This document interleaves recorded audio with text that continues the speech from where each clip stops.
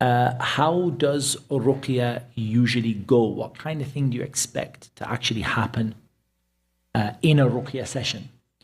So, first of all, majority of sessions, I would say in the majority, you won't see anything significant. That doesn't mean you send them home.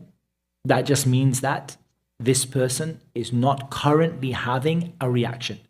They might have 100 jinn inside of them, but they're not currently having a reaction.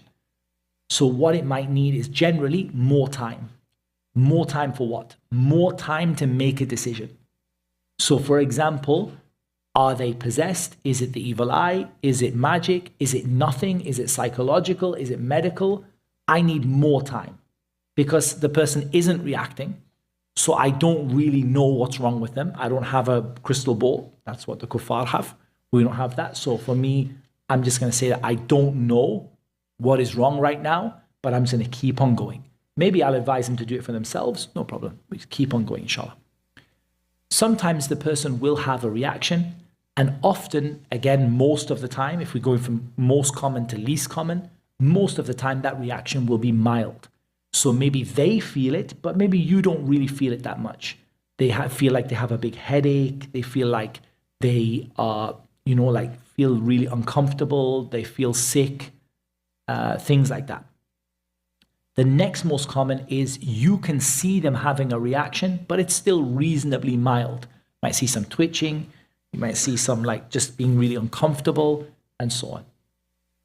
Then you might sometimes see the jinn actually take over the person's body, moving around, you might see in the hand, and you can actually see the jinn moving around. You see moving into the hand, moving into the shoulder, moving into the face. You can see the person, sort of twitching and things. Sometimes you can feel it. If you've got your hand on the head or on the neck, you can feel the jinn moving around. And sometimes you can even get hold of it sometimes if you catch it right and just focus your recitation on it. But again, you got to be careful you don't hurt the person. And then sometimes the jinn actually speaks out. When it speaks out, it's no drama. We're trying to reduce the drama, not increase it. Yeah. So when they speak out, very, very simple. We just command them to do good, forbid evil, fear Allah, leave, this is haram, etc., and carry on reading. I don't talk to them for more than 2-3 minutes max. Fear Allah, leave. I'm not here to hurt you. I'm here to defend this person. And if you continue like this, you'll be hurt. And if not, you leave and, and so on. But I don't go for a long time because you can just go 20, 30, 40 minutes and you're still going.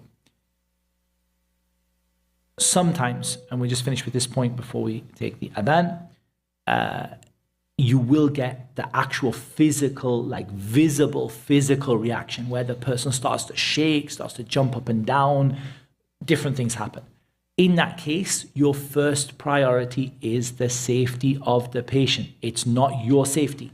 So the first thing you do is not to run out of the room, ikhwani. And if you see a really big reaction, violence, kicking out, your first priority is to safeguard the health of the patient and their safety. Make sure that they're comfortable. Make sure they're not hitting themselves. If you get hit, that's a reward from Allah. But if they are, hurting themselves, some of them scratching themselves, trying to cut themselves, trying to hit their head off the wall, things like that, you have to look after them and keep them safe, okay, by Allah's permission. This is your job. This is your responsibility. Take it seriously. And control it by reciting. It's my last point. Don't control it by being physical. I've done that before. However good you are at wrestling, however good you are at fighting, we've had a few MMA, ex-MMA, and usually repented, but an ex-MMA guys in doing ruqya with me, boxers, wrestlers. However physically good you are at fighting people, I do not recommend that you make this into a cage fight between you and the jinn. Yes, you can win, but it's not ruqya, right? What I do recommend you do is focus on controlling with the recitation. Yeah, so that is reciting and blowing and making it, getting it. So if it gets hold of your hand, start scratching you, blowing and controlling through the recitation by the permission of Allah, and not starting to get into a massive fight where you're on the ground, they're on the ground, you're wrestling, you're throwing each other around. And yes, that has happened. And I just don't think you come out of it feeling good. You come out of it saying that's an experience, but you don't come out of it really with a good result, generally speaking. If you must use anything, the most useful of all is body control techniques that they would teach someone in wrestling, jiu-jitsu, or similar to that, even law enforcement. So very like comfortable techniques where you control the person from hitting themselves. Like, so that is like, for example, the way you just gently restrain their shoulders and things like that, so that they're not like swinging themselves. That is, if anything, it's not needed, but if anything, that would be the most useful.